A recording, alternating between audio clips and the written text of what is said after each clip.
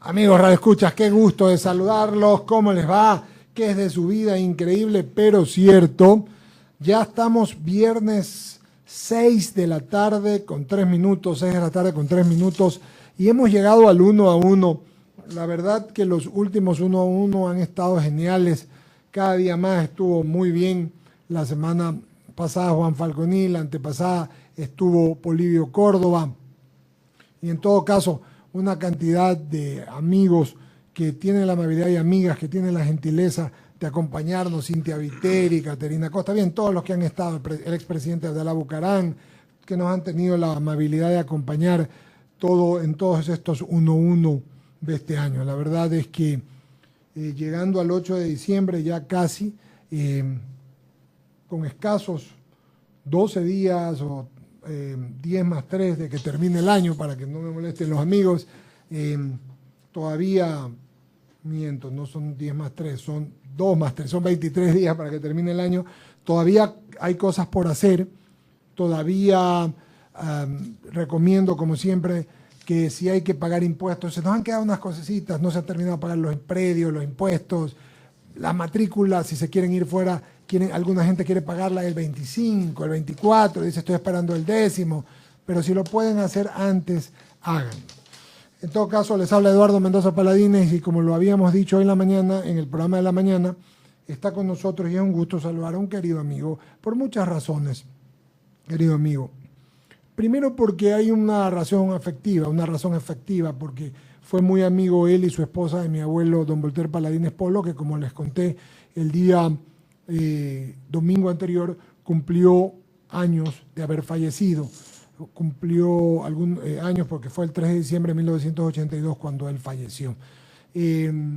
Con él hicieron mucho el tema del olimpismo, llevaron adelante además una amistad muy grande con las señoras, mi mamillita, quien Dios tenga en su gloria, la recuerdo tanto, y la esposa de Byron, y nosotros con sus hijos, con Byron, con Edgar, tenemos una amistad de muchos años. En todo caso, además, porque ha sido siempre un abogado en ejercicio profesional, que ha estado pendiente y que está vigente permanentemente, y tercero, porque es un colega doble, porque no solamente que es abogado como yo también, sino que también es editorialista de Diario Expreso desde hace muchos años, y además habla en Radio Atalaya todos los días viernes en las mañanas. Por lo tanto, me es agradabilísimo presentar hoy aquí con nosotros al doctor Byron López Castillo, a quien saludamos, querido Byron, y le preguntamos en primer lugar cómo van las cosas, querido Byron López. En primer lugar, muchas gracias por la invitación. Acaba de decir usted una gran verdad. Vi una amistad muy estrecha de muchos años, de Voltaire, la señora, ustedes, tu papá. Así es. Tuve una amistad cordial, estrecha, franca, fraterna. Con Voltaire tuve una amistad extraordinariamente buena. Son motivos de carácter personal que me unen para tener más afecto de estar aquí contigo. Además, creo yo que una radiodifusora como la tuya cumple un papel importante en la colectividad. Es necesario un acercamiento total de la opinión pública hacia la sociedad, para hacerle conocer la opinión que tenga cada uno de nosotros respecto a los distintos problemas que gravitan en el país. Porque tengo un criterio yo muy personal, por favor, lo transmito siempre, es la sociedad la que tiene que hacer algo por recuperar lo que ha perdido. Si esperamos a los políticos, con el respeto que se merecen muchos de ellos, no vamos a lograr nada o muy poco. Es la sociedad la que tiene que recuperar todo lo que ha perdido a consecuencia de las malas acciones de quienes han sabido desgobernar este país. Entonces, un llamamiento primero en la iniciación de este diálogo sería dejar sentado como un antecedente de la conversación que debemos exigir a través de los medios de comunicación que tenemos disponibles la necesidad de que la sociedad comprenda que tiene en sus manos su propio destino. Varios temas, vamos a hablar de algunas cosas con Byron López, ya vamos a hablar de mi querido abuelo, a quien Dios tenga en su gloria, Voltaire Paladines Polo, en un momento, pero Byron López es abogado y es editorialista, por lo tanto habla de una realidad del Ecuador. ¿Cómo hace uno, o cómo hizo, por ejemplo, para que la gente lo entienda, en un periodo tan difícil como fue el anterior, donde existía autocensura, donde se complicaba cuando uno hablaba cosas o escribía cosas, ¿Cómo se hizo, Byron López? ¿Cómo lo hizo usted en el editorial? Nosotros lo hemos hecho y estamos aquí con el favor de Dios, con salud, vida y sobreviviendo, pero ¿cómo lo pudo hacer un editorialista? Con la experiencia que da la vida y los estudios que he realizado y las amistades que he tenido, he logrado experiencias positivas. Siempre creo yo que el hombre debe pensar lo que piensa y decir lo que piensa, sin temor a nada ni a nadie y sin favor a nada ni a nadie. El hombre que así actúa tiene triunfos en la vida, como también puede tener fracasos, pero indudablemente que prevalece su conducta de hombre apegado a la verdad. Con este criterio, desde mi juventud, en la lucha universitaria, en la lucha partidista, milité en un partido político, siempre tuve esta norma de ser obsecuente con la verdad y decirla sin miedo a nada ni a nadie. Y cuando surgieron en el país dictaduras militares o civiles, o gobiernos aparentemente democráticos pero autoritarios, creo yo necesario que haya siempre la voz de alguien y de algunos más que no le tengan miedo a nada. Porque el que tiene miedo, mi querido Eduardo, no debe salir a la calle, le puede tropezar un colectivo. Sí, señor. Y el miedo hay que vencerlo únicamente peleando contra el miedo. Entonces, frente a eso, yo digo que el régimen pasado, de la época ganada, según algunos, con un criterio pues muy... ¿Fue ganada? Ganada, que han ganado mucho, claro, pero el país ha perdido bastante, ¿no es cierto? Entonces, ¿qué es lo que tenemos que decir? Que quienes así pensaron que iban a durar 300 años en el poder, no sabían historia ni conocían cómo se desenvuelve la humanidad. El golpe que dieron dictando la Constitución de Montecristi, de la que ahora dicen que quieren recuperar su espíritu, lo llevó a ser un gobierno hiperpresidencialista, un gobierno autoritario, un gobierno en donde imperó exclusivamente el deseo de crear temor y, lo más grave, odio entre los ecuatorianos. Y eso sabíamos que tenía que terminar, porque nada es eterno. Hemos visto a lo largo de la historia dictadores que se han caído en la forma más aparatosa y de la gloria han ido a la cárcel, al desagüe de la cloaca como Hussein, al destierro y al olvido de un pueblo. Esos ejemplos debe tener un político, comprender que él, al pasar por el poder, debe cumplir para con el pueblo al que ofreció servir y no servirse del pueblo, como sucede siempre en los casos de los autoritarios. Yo me acuerdo, Byron López, y vamos a hablar de algo una vez más, en un momentito, de comunicación, pero me acuerdo que alguna vez lo entrevistamos. Estábamos en el tercer piso, un piso más arriba, y atrás en el estudio 1 de I-99. Y estábamos en medio correísmo, estábamos en el tema del famoso Cordicom, de la ley de comunicación, y estábamos todos los que hacemos el programa. Entonces estaba Javier Segarra, que sigue trabajando con nosotros, estaba Ramiro Cepeda, que tenemos tantos años trabajando juntos con estos queridos hermanos de la vida, y le decíamos, ¿qué va a pasar? Nos pusimos a conversar con usted y usted me dijo algo interesante al finalizar. Mira, esto ha pasado, lo que acaba de decir usted siempre. Trabajemos.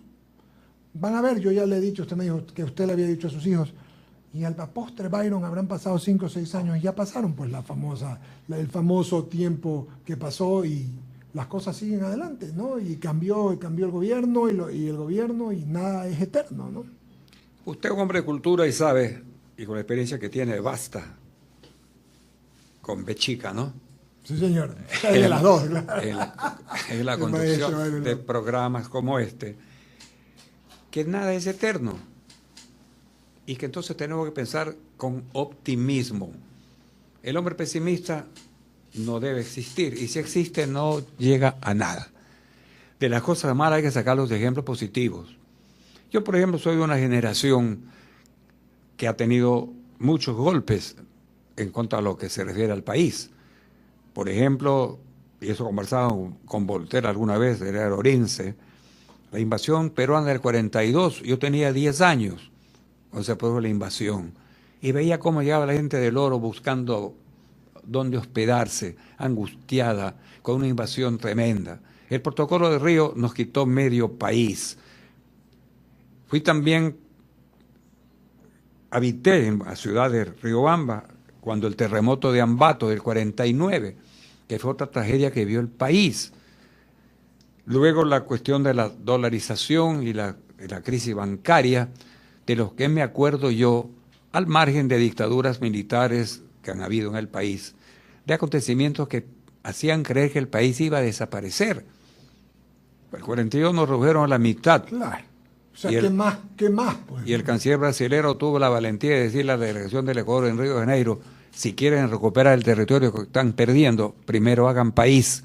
Y ahí lloró Julio Tobar Donoso, que firmó el protocolo. Nuestro canciller. Eso lo sabe la gente de esa época, Sí, los jóvenes no saben estas cosas. ¿Verdad?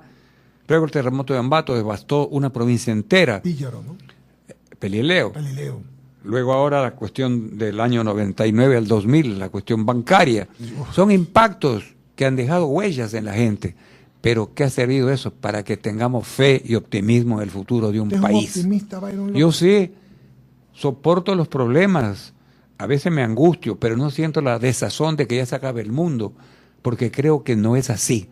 Si fuera así, Eduardo, los pueblos hubieran desaparecido hace tiempo. La Segunda Guerra Mundial y la Primera Guerra Mundial destruyeron a medio mundo. 2 bombas atómicas mandaron a Japón. Y ahí están esos pueblos convertidos en primeras potencias, porque tienen pueblos que están decididos a sobresalir por encima del dolor y de la angustia. Y saben que solamente la tenacidad de uno es la que hace surgir a los pueblos. Por eso yo siempre creo que los gobiernos que equivocadamente y con teorías obsoletas pasadas de moda desestiman el empoderamiento ciudadano, desestiman la ansiedad de cada uno de surgir por nuestra propia cuenta. Los estados que creen que el Estado es el que debe manejar todo están yendo al fracaso, se han ido y están fracasando. No dan paso al deseo personal de cada uno de surgir. Eso de darle subsidio a la gente es aplanarla. Y aquellos que dicen que luchan por los pobres, en el fondo están luchando porque haya más pobres. Combatir la pobreza no es combatir a los pobres, sino darle a los pobres lo que los pobres necesitan. ¿Qué pasa en estos países que dicen que luchan contra los pobres? Que hay más pobreza, más pobres. Y los países que no tienen esa teoría están saliendo poco a poco de esa angustia económica y surgiendo. Ahí está Vietnam, ahí está Singapur, ahí están todos los países que fueron devastados por la guerra, epidemia, etcétera, y que son primeras potencias. ¿Por qué nosotros no podemos pensar así? ¿Por qué? Porque hay gobiernos, personas que quieren doblegar al pueblo. Esa es mi impresión. Hay populistas que lo que quieren es usarlo al pueblo para llegar al poder. Y una vez que están arriba, utilizarlo al poder con frases: el pueblo soberano, el pueblo es la voz de Dios, yo doy la sangre por el pueblo. Y son anémicos y no tienen sangre en la cara, y sin embargo ofrecen la sangre que no la tienen en beneficio del pueblo. Esas cosas deben enseñarse para que el pueblo entienda que no debe caer en manos de los mesiánicos, ni los mesías redentores, ni los vendedores de serpientes. Esa es mi opinión. Byron López, usted cita 3 capítulos terribles para la patria. Y nos recordamos, yo no vivía en el año 41, pero me lo contaron mis abuelos, sobre todo 1000 veces. Y lo que dice usted realmente, pues, es, amigos radioescucha, sobre todo los muy jóvenes. Esto yo ni nací en ese entonces, pero lo estudié porque teníamos una materia tanto en 4º año en sociales y también la estudié en Derecho, que se llamaba Historia de Límites y después Derecho de Límites. Que ahora no se estudia. Claro, que no se estudia, ¿no? Y por eso yo siempre, una de las cosas más terribles para mí de Maguad, con toda la desgracia que fue ese gobierno, para mí más nefasto que puede haber, porque destruyó el alma de la patria, destruyó las familias, de ahí viene todo, pues se fueron los migrantes, pero también porque entregó todo lo que entregó de lo que habían luchado y lo que había muerto la gente. Nos podríamos meter a hablar en esto y de pronto no terminaríamos, pero hace una buena cuenta. Si el Ecuador le quitaron la mitad y no se terminó, después habla del terremoto con toda la razón, y de lo que sí recuerdo, porque ya yo estaba aquí poniéndole el pecho a las balas y fustigando a todo lo que hizo Maguad y su gente en el gobierno de Maguad con la crisis del 99, la verdad es que palidecen con relación. Estas 3 cosas pues debieron haber acabado la República. Claro. 65 personas murieron solamente del congelamiento bancario del 99. De hecho, o sea, no es que están vinculadas, no sé, las que se enfermaron. Las consecuencias. Primero, así, infarto, strokes, infarto cerebral. Todos los hogares sufrieron. Todos sufrieron. Sufrieron. Eso fue una cosa... Y ahí estamos viviendo. Y usted dijo esto y le doy hoy día toda la razón, mi querido Byron, que usted tenía razón y nosotros nos desesperábamos, probablemente porque no veíamos camino. Y hoy a veces también, y ya le dice un comunicador de años como yo y con la experiencia que usted tiene mucho más que yo, a veces nos desesperamos y veo a la gente que me dice, ¿y ahora qué hacemos? ¿Qué camino tenemos? Usted ha dicho una verdad, siempre va a haber un camino. Así es. Y no parece en el momento, pero siempre. En este momento yo creo necesario invocar también a la juventud. Yo estoy de 86 años y estoy de ida, ¿no es cierto? A la juventud que necesita saber qué es el Ecuador. ¿Qué es el Ecuador? Porque el gobierno del anterior, de Correa, hace creer que el Ecuador nace en el año 2007. Y es una equivocación tremenda. Usted pregunta a un joven qué pasó en el 41, no sabe. Se refundó la patria. No saben. No saben. ¿Qué pasó el año en el protocolo de Río? No saben qué río, confunde con Riobamba y no con Río de Janeiro. Sí, yo hablo claro. Muy bien. Muy Y entonces claro. hay necesidad a esta juventud, que no es por culpa de ella, sino porque la desorientan. Como usted decía, ya no estudian derecho territorial, ya no estudian cívica, ya no estudian urbanidad, ya no estudian ética. ¿Qué estudian? Pero no es culpa de ellos. No es de ellos, son los programas de estudio dirigidos con mala intención. Esa es mi opinión personal y la puedo mantener en cualquier plano. Se está desorientando a la juventud, enseñando cosas que no conducen a nada. Un hombre puede ser un sabio, pero debe tener principios éticos. Y eso se aprende en la vida de hogar, que también está desbaratada en muchos hogares, consecuencia de muchos factores. El tiempo no da para hablar sobre esas cosas, pero eso influye mucho. Y entonces una juventud a la que se le permite llevar droga en las mochilas de la escuela. ¿Por qué? Porque hay una ley estúpida, perdóname la expresión, que permite el microtráfico. Y ahora que se pide que se derogue, se hacen los locos y no quieren derogarla. Nadie quiere derogarla. ¿A dónde nos lleva? La tabla siquiera, ¿no? Pancho, la vuelta a la Francisco Huerta Montalvo tuvo una frase importante cuando en un análisis decía: el Ecuador es una narcodemocracia. Y yo creo que es la verdad. Estamos invadidos por la droga. Traficantes de droga que siguen por montones. Enredados con la policía, con los militares. Estamos viendo cómo los policías están enredándose, transportando droga. ¿Qué es esto? Una descomposición social que solamente la puede levantar la propia sociedad. No es cuestión de leyes, mi querido Eduardo. No es cuestión de dictar leyes y endurecer la pena y tipificar delitos por todo, criminalizar todo. Ahí no está la solución. La solución está en buscar medios que la sociedad maneje su propio destino. Yo le recomiendo a la gente de cultura y que tiene interés en conocer algo, que lean a Bauman, un sociólogo que tiene varias obras, La sociedad líquida, ceguera moral. Él plantea, la sociedad humana se está liquidando, hay una licuación de la sociedad, no es una sociedad sólida como antes, a consecuencia de una serie de factores que la nota, que no es necesario que la sociedad recoja esta situación y trate de organizarse. Por ejemplo, ahora tenemos en el Ecuador una cosa importante. Hay una consulta popular, que no la manejan los partidos políticos, que no la manejan los dirigentes políticos. Es una consulta de carácter ciudadana. Aquí, cuidado, confunden que vote por el partido A, por el partido B, el partido C. No, la ciudadanía es la que va a resolver su propio destino. Y ahora este es un gran momento para demostrar que la ciudadanía sí tiene capacidad para resolver sus problemas por sí misma. Esta consulta que se viene es indispensable que se la maneje y los medios de comunicación están obligados a eso, a orientar a la ciudadanía que ella piense por sí, que no se deje manejar por Juan, Pedro o Manuel por un criterio político o politiquero. Esa es mi opinión.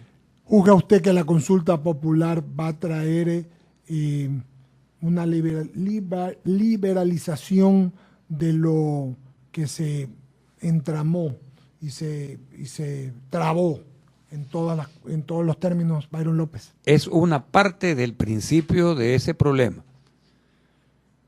Los 10 años bien ganados, llamados así por algunos, dejaron un país desinstitucionalizado. Atacaron a todas las instituciones, justicia, Procuraduría del Estado, Contraloría, Fiscalía, etcétera, etcétera. Una desinstitucionalización muy grave. Y eso no se puede arreglar en 8 días. No es un problema decir, venga, no. Esto demanda tiempo. Y por eso le digo a la gente que no pensemos de aquí al año 19 y 21. Es otra cosa que quiero hacer énfasis. El Ecuador está acostumbrándose a pensar en elecciones y no en generaciones. Winston Churchill dijo una frase: el estadista no piensa en elecciones, sino en generaciones. Y aquí es necesario que salga un partido que no lo veo, ni un dirigente hombre o mujer, porque no es problema de falda o de pantalón, es capacidad la que se impone, no es la falda ni el pantalón, es Sí, la señor. capacidad, no es cuestión de Es el género. género humano, no todos hombre, somos mujer. humanos. Todos somos humanos, coincido. Que Siempre lo digo. que piensen en un país a 20 años plazo. Si el mundo, quién sabe qué millones de años tiene por delante, Sí, señor. 20 años son una chispa. Que alguien piense así, no en la elección de mañana, no en la elección del 21, no, ¿por qué? Ahí nos enredamos, porque toditos queremos ser alcaldes, toditos queremos ser diputados, toditos queremos ser presidentes, con esa óptica muy limitada. Pero si un partido piensa de aquí a 20 años, ya tiene camino suficiente para preparar gente, para establecer liderazgo, que ahora no hay. Termina un partido cuando desaparece el líder. ¿Y quién les sigue? Eso se llama Nadie. caudillismo, Estos se van. ustedes saben, nada más. Esa gente se Termina disgrega. con la muerte del caudillo. Así es, o No se hay- van, así o es. los que vienen de Bélgica y se regresan y no tienen a dónde mirarse. Eso no puede ser. Es un país sin futuro a consecuencia de esta falta de organización política, que es necesario que la tengan bien presente los que quieren o dicen que son políticos, que no piensen en elecciones, sino en generaciones. Usted, alguna vez yo me recuerdo que también conversamos del socialismo, y nada es quieto, nada es estático, todo cambia. ¿El Ecuador ha vivido algún socialismo alguna vez? No, nunca, nunca. ¿Pero cómo? Si el socialismo del siglo XXI. nos Eso dicen. es socialismo. Si el mismo Dietrich, que es el creador del socialismo 21, lo critica. Porque fracasaron. No es cuestión de poner nombre a las cosas, es la acción, el planteamiento de problemas y las soluciones que se den, las que van a cambiar. Mantener una mentalidad ortodoxa, una mentalidad de pensar como hace 70 años, es estar parado en el propio terreno. Y el que está pensando en el pasado, dijo Einstein, es como un borracho que da vuelta alrededor de un poste. Aquí están pensando en el pasado, bueno. en el pasado y en el pasado. El pasado es la neoliberal, la noche neoliberal, es la partidocracia. Están mirando siempre para atrás y no pensando hacia adelante. Lo pasado es pasado. Que las cosas buenas hay que recogerlas, las malas olvidarse, pero no achacarle todo al pasado. Eso está mal. Luego otra cosa equivocada que Por tenemos favor. en el país, que todo el mundo acusa al de al frente sin darse cuenta que él también es responsable de lo que pasó. Y aquí hay un principio chino que yo lo manejo siempre. La filosofía china es muy sabia. Dice, cuando tú acusas a alguien, lo señalas con el dedo índice, tú, pero no te das cuenta que hay 3 dedos que te están señalando a ti. Entonces, tú acusas a alguien, pero tú te das cuenta que también te están señalando a ti. Esa es la verdad. Aquí acusamos al de al frente. ¿Quién tiene la culpa? El de al frente. Tú nunca tienes la culpa. Es una gran equivocación. De este fracaso tiene la culpa la noche neoliberal, y los que actuaron después de la noche neoliberal no tienen la culpa. No. Sí, que hay una autocrítica, que hay un análisis frontal. Metimos la pata, nos equivocamos, fuimos tontos, lo que quiera. Reconocemos nuestras fallas. Ahí eso aquí, nadie reconoce Nadie quiere sus reconocer. propias culpabilidades. El Ecuador, Byron López, usted está citando puntos muy claros, y me alegro mucho, porque lo dice un hombre que tiene lo que acaba de decir, 86 años, pero con mentalidad actual. Lo que recoge mi criterio siempre, que no tiene que ver con la edad, sino cómo se siente, cómo piensa, y es bueno estar actualizado. Y siempre yo apuesto por la gente joven, siempre, incluso Yo también, yo fui joven. Lo sé, y hay que pensar siempre en los jóvenes, Claro. pero también hay gente vieja joven, y hay jóvenes de edad vieja, de alma vieja. ¿no? Jóvenes viejos y viejos Increíble, jóvenes. ¿no? La edad, la vejez no está en la edad. No está. La vejez está en la actitud positiva de espíritu y de pensamiento.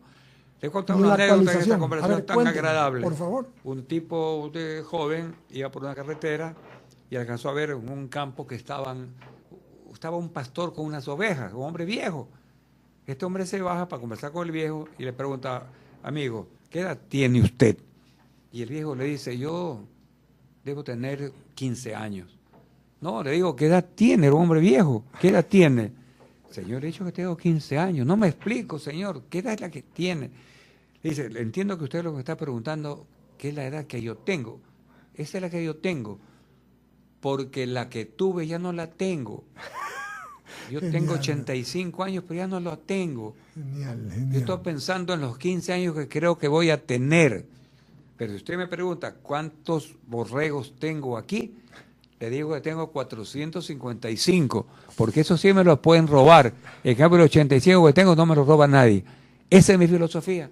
La mordacidad de Byron López maneja la ironía fina, como siempre.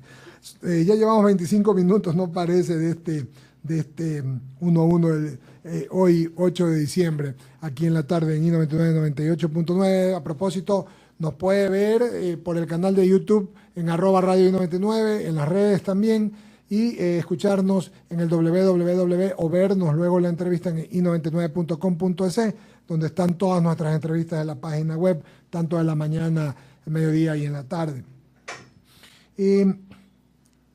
Usted es una persona, hablemos un minutito de comunicación, quiero ver si coincidimos en algo. Usted escribe mañana como editorialista. ¿Sí? No, soy columnista. Como Editorial es otra cosa en la claro, prensa. Claro. Como columnista. No soy editorialista. Usted es columnista de Escribo Expreso. en la página editorial. De Y el Expreso. periódico tiene su propia tiene su propio editorial. Claro. Y Todos los responde, diarios. claro. Usted tiene un editorial aquí, Sí, con toda señor. seguridad. Es la Sí. voz oficial del Así es. periódico de la radio. Pero usted responde por lo que usted escribe. Sí, señor. El periódico no Con mi tiene nombre y apellido. Sí, señor. No, No, tiene por qué responder no, el periódico por Yo. lo que usted escribe. Así es. ¿No le parece una barbaridad y una torpeza lo que la ley de comunicación llevó adelante y que tiene que espero? Porque el presidente de la República, cuando era candidato, 4 veces me lo ofreció. 3 acá y 2 en AER. Una pregunta que falta en la consulta debe ser eso. ¿Usted cree que se debe derogar la ley de comunicación? Sí. Esa pregunta faltó. ¿Usted cree que hay que derogarla? Derogarla. No reformar. No. Mi opinión es reformar, derogarla. ¿Por qué? Porque existen leyes que reprimen la conducta de alguien que escriba, hable o en televisión, radio o prensa y hable mal de alguien, se exprese mal. Hay leyes penales que tipifican la injuria, la calumnia. Sí, señor. Así es, el honor. O sea, eso Pero está no tiene por determinado. qué crearse una mordaza como es la ley de comunicación. Además, perdóneme, por eso le volví a preguntar, usted es un columnista, usted escribe, usted firma lo que usted, no tiene que ver al director del periódico. Nada. Normalmente es como que yo quisiera a mis compañeros de programa, el de la mañana o en la tarde, le diga, tú vas a decir esto, ¿qué puedo hacer? Peor que radio, pues no. O sea, Si alguien me sugería a mí que diga lo No, que pues, quiere el director, yo me iba. Y si exacto. algo tengo el orgullo y el honor de haber sido en esta vida, entre las tantas cosas que me ha preparado la vida, es de haber colaborado, como estoy haciendo, con Expreso, porque tiene un hombre de la talla de Galo Martínez Merchán, que es un hombre, primeramente, un amigo extraordinario, un hombre a carta cabal. En los 22 años que tengo escribiendo, y lleva el nombre de Atalaya en mi columna, Sí, señor Atalaya, así es. así es, en Atalaya, no me ha dicho, quítale esta coma, ponle esta coma, porque no, y no lo hace con nadie. Y tiene una línea, el periódico, tan clara que se escribe a favor y en contra de un mismo personaje, de un problema, porque esa es la libertad de expresión. Por supuesto. No tiene que ser un encasillamiento como los regímenes comunistas, en donde solamente piensa como piensa el de arriba. Eso no es prensa, no es libertad. Acá no. Pero la pregunta que usted me hace, mi columna, por lo que yo digo ahí, respondo yo. Y al escribir siempre pienso en esa gran responsabilidad que tengo. Y no he descendido nunca al albañal ni a la ofensa personal. He criticado y criticaré en términos elevados de mi manera de ver para mantener una línea acorde con la política del Diario Expreso. Coincidimos, Byron López, y por eso le quería preguntar eso. Yo lo he dicho 1000 veces, 1000 años, no me han hecho caso, pero eso es una barbaridad, como otra de esas torpe ley que mañana yo hablo con usted y usted insulta a Diego y yo respondo como director del medio por lo que usted dijo. Por Dios santo, pues no sé, es otra de las barbaridades que... Son las novelerías del régimen de la época ganada, década ganada entre comillas. En Novelerías. El hombre responde por sus actos, no por el de un tercero. Le voy a cambiar el tema de la política. Quiero hablar un temita más. Entiendo que usted escribe, aparte del diario Expreso, también tiene escribe en YouTube, ¿verdad? No, tiene un portal, tengo ¿no? una página web. Una página web que se llama Renegados, así es, ¿no? ¿Verdad? www.renegados.org. ORG. ORG.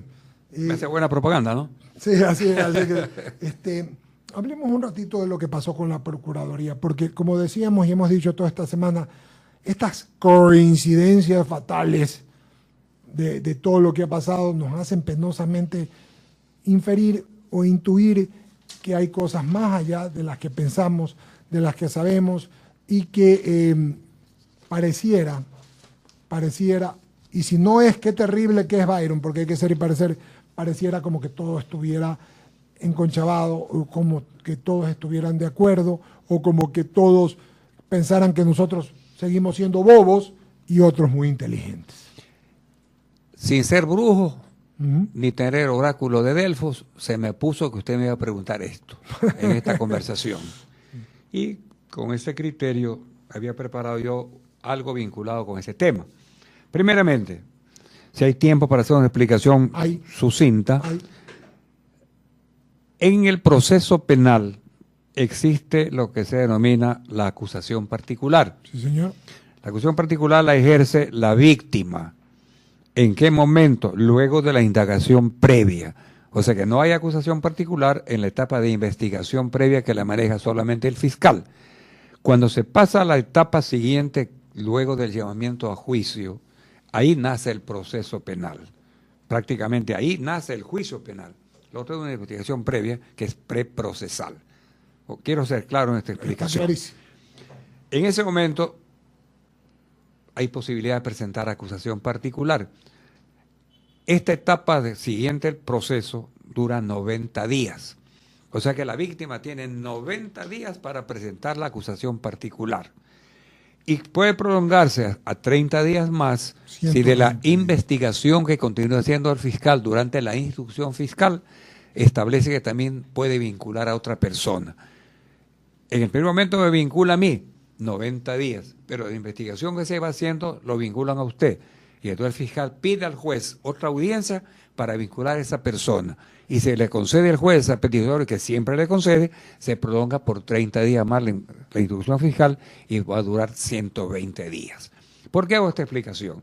Porque la acusación particular es una institución jurídica obligatoria y no obligatoria. Para los delitos de acción privada, la acusación particular es necesaria. Si a usted le injuria a alguien, le calumnia a alguien, no puede ir directamente donde el fiscal o donde el juez. No puede ir donde el fiscal, sino directamente ante el juez, mediante la presentación de una acusación particular. Y cuando el delito es de ejercicio de acción pública, puede presentar la acusación particular quien se crea con derecho a ella, la víctima o las personas que tienen derecho, los herederos, por ejemplo, de un muerto. La acusación particular reúne el requisito determinado, que no cabe para qué mencionarlo acá. ¿Qué pasó aquí en este caso del señor Glass y los que están enredados en este problema? Hay una acusación particular del fiscal, porque el fiscal es el primer acusador. Es el fiscal el que acusa, pero junto a él están los acusadores particulares. ¿Quiénes son? En el primer caso, el procurador del Estado, que presentó acusación particular para parte procesal en este juicio. Y hay otro acusador particular, el señor César Montúfar, que interviene por la calidad de víctima con un caso muy interesante jurídicamente. Es la primera vez que se presenta una tercera persona indicando que se siente víctima en función de derechos colectivos o difusos. Porque él dice, yo soy ciudadano, y también me siento perjudicado por lo que ha pasado. Y el juez le aceptó. Esto es un precedente jurisprudencial muy interesante porque permite que lleguen adelante todos los que se sientan perjudicados, víctimas, por un caso como este, pueden presentar la acusación. Eso habría la acusación fiscal, la acusación de la Procuraduría y la acusación de César Montúfar. Así se ha venido ventilando el proceso. ¿Qué es lo que dice la ley? ¿Qué dice la ley? Cuando se instala la audiencia de juicio, por parte, en este caso, de un tribunal, deben estar presentes todas las partes procesales. Se instala la sesión, la audiencia, el presidente dice, señor secretario, verifique si las partes procesales están presentes. El secretario dice, sí, aquí está el acusador, el fiscal, el proceso, todo. Están todas las partes procesales. Se declara instalada la sesión, la audiencia. En ese momento nace la audiencia. Así es. Pero ¿qué pasó el día que se suscita el incidente? El presidente del tribunal dice, verifique, señor, todas las partes procesales, y él dijo, aquí falta la parte procesal de la Procuraduría General del Estado. Se declara instalada la sesión, la audiencia, y a los 7 minutos llegan los señores delegados de la Procuraduría, con un argumento de lo más deleznable, que no subieron en el ascensor, que el ascensor demoró 7 minutos de que subiera al Empire State, pues no, ni subiendo al Empire State. Usted estaba ahí. Sí, y el Empire State demora 5 minutos, Ups, ¿no es cierto? Una así bala. es, Okay. esa bala. Entonces llegan a este organismo 7 minutos después. Está bien abandonada la cuestión particular. Aquí no hay que el O sea, presidente está hablando desde el punto de vista jurídico. Es que en la vida práctica me ha tocado eso también. Yo he pedido el abandono de la acusación particular en cierto caso, cuando no estuvo presente el acusador y llegó 10 minutos después. Al instalarse y declarar instalada, tienen que estar todas. Si no están, se declara abandonada ipso facto. El presidente del tribunal actuó en derecho. La propia Procuraduría está estableciendo eso, que jurídicamente está bien, que se excedieron un poco, que porque no esperaron el otro cantar, pero la ley es ley. Entonces, está bien abandonada esa cuestión particular. Ahora, la pregunta del millón es esta: ¿se atrasaron en verdad porque el ascensor no los llevó? ¿O acaso hubo la intención, que no es mi propósito decir que esa fue? Claro, que pero es lo claro, que percibe la pero comunidad. eso el Ecuador lo siente así. la ciudadanía percibe. Sí, señor. ¿Cómo es correcto que un abogado de la Procuraduría, Procuraduría. si un abogado en un caso que no tiene Hasta trascendencia, duermen allí. pues. yo he viajado de aquí a Milagro y a Yaguachi a las 6 de la mañana para estar a las 8 en la audiencia, a tiempo pues, Así si no es. me declaran abandonar la acusación. Por lo menos algún asistente tiene ahí antes. Un pero abogado. un abogado así. Es otro análisis. Pero si acaso se pretende decir que se fue allá con el propósito de que no hubiera lo fundamental, que es la reparación integral que tiene que pagar a la víctima, la persona que hubiera violentado sus derechos, ahí se sellaron con la piedra en los dientes. ¿Por qué? Porque no obstante que se haya declarado abandonada la acusación particular, ya la Procuraduría, en la etapa previa, según lo ha dicho el procurador, y así tiene que ser, presentó las pruebas suficientes por parte de la Procuraduría para establecer que habían dos cosas fundamentales en un proceso penal: la comisión del delito y la participación de los procesados en ese delito. Entonces, esas pruebas presentadas por la Procuraduría son suficientes para que se los condene a estos caballeros. De ser condenados, ¿tienen que pagar la reparación integral? Sí, aunque no haya acusación particular de la Procuraduría, porque es la acusación fiscal que ya públicamente lo dijo, que va a exigir el pago de la reparación integral. Y más aún, Sí, señor. porque abandonada la acusación, o no habiendo acusación inclusive, la sentencia debe contener en sus considerandos y en su resolución el pago de la reparación integral. Eso es uno de los aspectos que debe contener la sentencia, haya o no haya acusación particular. Quienes escuchan esta intervención mía son abogados o conocedores de derecho, saben que esta es la verdad. Y para quienes por razones obvias desconocen aspectos jurídicos, que quede bien claro que no obstante que no haya habido la acusación particular porque fue abandonada por parte de la Procuraduría, eso nada tiene que hacer. Tiene que imponérsele la pena a estos caballeros y además la imposición de la reparación integral en el monto que ha establecido el fiscal y que también tiene derecho a plantearlo el señor, creo que es el doctor César Montúfar, en su calidad de acusador particular. Ese es el análisis jurídico que me invito a hacer en lo tocante a este tema. Ojalá haya sido claro. Clarísimo. 42 minutos. Byron López Castillo, se nos ha ido el tiempo. Defíname el éxito. ¿Qué? Defíname el éxito. ¿Qué es el éxito para Byron López Castillo? Yo entiendo que una de las cosas que me brindó la vida fue haber militado en el movimiento olímpico, junto a Voltaire, entre otras personas. Y el olimpismo no solamente es una actividad deportiva. El olimpismo es una actividad de vida, una filosofía de vida, bien entendida. A ver. Viene de la Grecia antigua, traspasa los siglos y llega a la era moderna. Pierre de Coubertin fue el restaurador de los Juegos Olímpicos de la era moderna, y entonces se reviven los principios de la Grecia inmortal. Para no demorar tanto en la contestación y ser concreto, le voy a decir lo que dice el olimpismo. Por favor. En la vida, lo fundamental no es triunfar, sino luchar.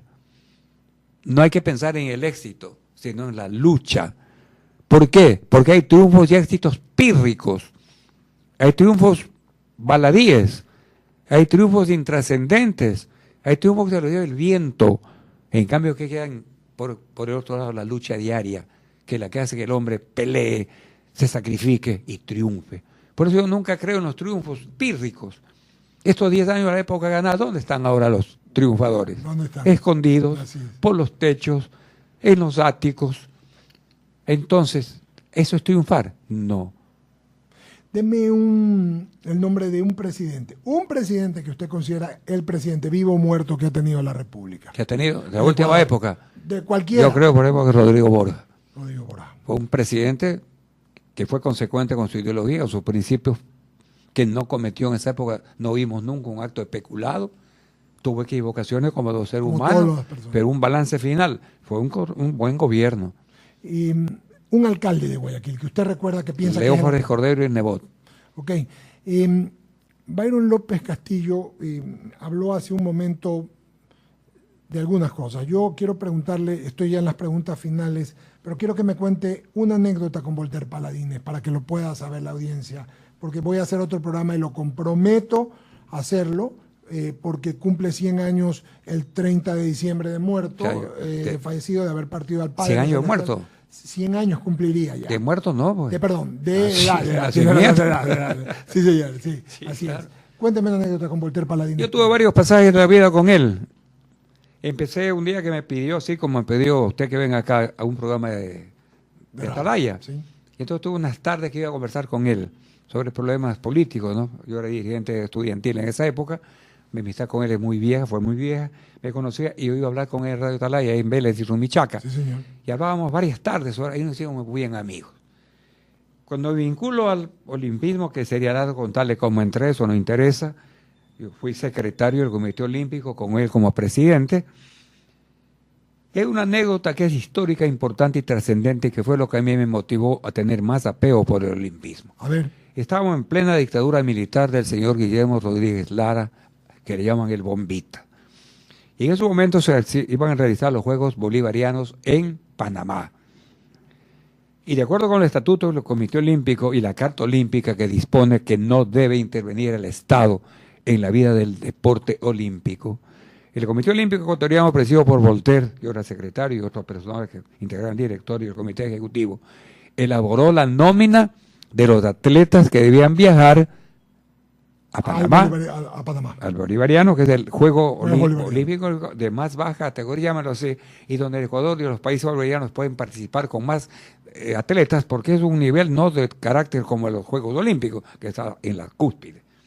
Se hizo la nómina y se la comunicó al Ministerio de Educación, por un sentido de cortesía. El Ministerio Olímpico ha resuelto que la delegación ecuatoriana es integrada por fulano, sutano y mengano. Le comunicaron. Y el gobierno dictatorial dispuso que no, que esa lista era demasiado y querían los que ellos disponían.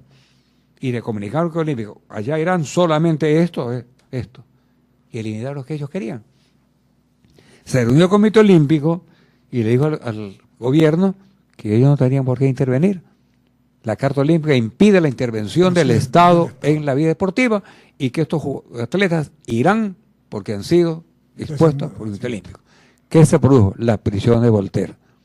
La famosa foto. Aquí estuvo Voltaire preso, claro, estuvo en el modelo. Preso él. Pero viene lo importante que me conmocionó. O sea, él, por no firmar, se fue preso. Claro, voluntariamente se entregó. Yo tenía 4 años. ¿Y qué pasó? Eso, sí. Que esto repercutió en el mundo olímpico. Y los países bolivarianos se vinieron todos a Guayaquil. Panamá, Venezuela, Colombia, Perú, Bolivia.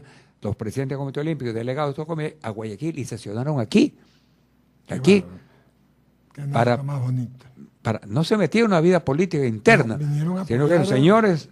Nosotros no miramos con buenos ojos la intervención del Estado ecuatoriano en este problema. Y si el gobierno ecuatoriano no rectifica esta absurda prisión que soporta Paladines, aquí resolvemos que no hay Juegos Bolivarianos en Panamá. Esa cosa me impresionó. Qué impresionante, ¿no? Y iba a ser cierto. Se le hizo saber al gobierno y le dijeron, bueno, que vayan nomás todos. Vaya nomás.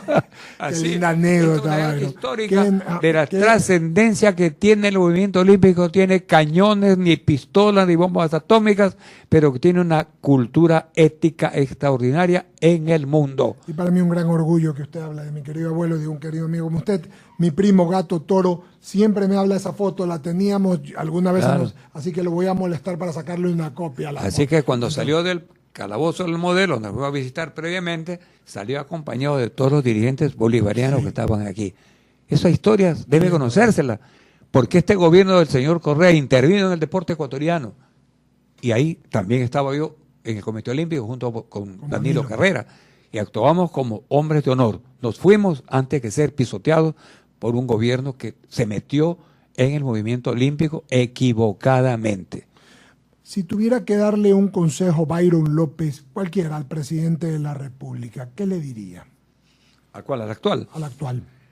Que pase de las actitudes que el pueblo las mira con satisfacción para que dejen ser actitudes y pasen a ser cosas pragmáticas. Él debe tener su ideología como tenemos todos, pero el momento actual del Ecuador no es de ideología, es de pragmatismo. Entonces, problema uno, que se deshaga de todo el equipo económico que los rodea, porque no es correcto que mientras le están diciendo que es traidor, él esté rodeado de gente que le dice que es traidor. Entonces, ¿cómo se confía? No puede ser. Que el diálogo famoso que ha hecho con el Ecuador no se quede en el tapete. Finalmente, si Dios le diera la oportunidad a Byron López de poder tomarse un café o conversar con cualquier personaje de la historia, vivo o muerto, familiar o de cualquier tipo, ¿con quién le gustaría tomarse Con un café? Jesucristo. ¿Qué le diría a Jesucristo? ¿Qué le preguntaría al Señor? Que lo que él hizo tendría que volver a repetir. Amados los unos a los otros, ya no nos amamos. Gracias, Byron López. Íbamos a hablar 25, 30 minutos, hemos hablado 45. Qué gusto tenerlo aquí y lo comprometo, porque voy a hacer un programa exclusivamente con algunos amigos, ya no va a ser de uno, con algunos amigos que voy a traer para hablar de mi querido abuelo, don Walter Paladín. Yo tengo muchas anécdotas con él. Así Estuve por Europa en un viaje hermoso que hicimos a un congreso mundial del Comité Olímpico en Roma y estuvimos con un papa. Cuando venga eso hablamos. Muy bien. Gracias, Byron López Castillo. Gracias a usted Qué por linda esta anécdota. entrevista. Genial. Y le agradezco mucho porque es una cuestión muy abierta y muy frontal y muy clara como soy en la vida. Así es. No te tengo miedo a nada ni a nadie. Enhorabuena. Hemos terminado el 1-1 de hoy, vamos a pagar las menciones publicitarias, luego al corte y volvemos con el diálogo de la tarde aquí en 99, 98.9. Linda entrevista, se la recomiendo, también la puede ver en el canal de YouTube, queridos amigos radioescuchas, aquí por I99 y en nuestro canal de YouTube 98.9 y en el canal de YouTube @Radio I99.